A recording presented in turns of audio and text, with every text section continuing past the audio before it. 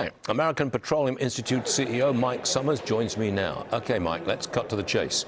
If the Strait of Hormuz were open tomorrow, how fast do we get back to $70 a barrel? We need a time frame here. You're the expert. What's the time frame? Well, one of the things that we've depended on over the course of the last couple of months is American production here. And we have American production continuing to grow as a consequence of higher oil prices. And that will continue to grow, really because of President Trump's policies to cut regulations and to improve the tax code and to open up the Gulf of America and Alaska for further development. I got that. That's not the question I'm asking.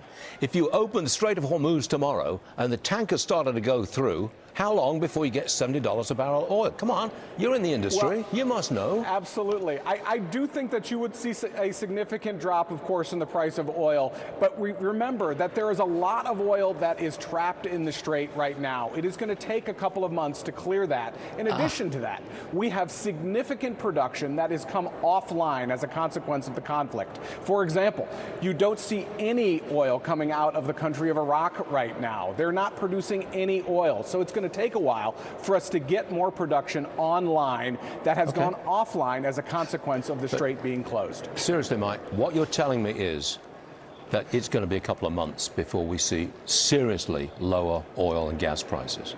Isn't that true? Unfortunately, we're going to be dealing with elevated prices as long as the strait remains closed. Let's talk California. The average price for a gallon of regular in California right now is $6.14.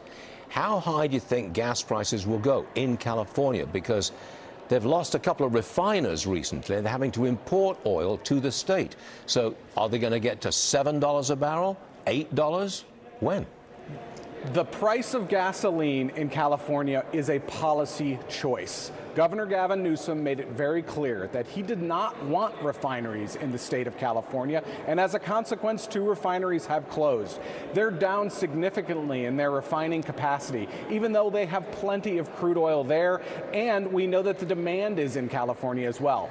Remember that they're about $1.50 higher in California than the average price in the rest of the country. That is because of tax policies and terrible refining policies as well. Okay, let me press the question. It's $6 a gallon now. You're smiling. I want to know, when does it go to $7? Fairly soon?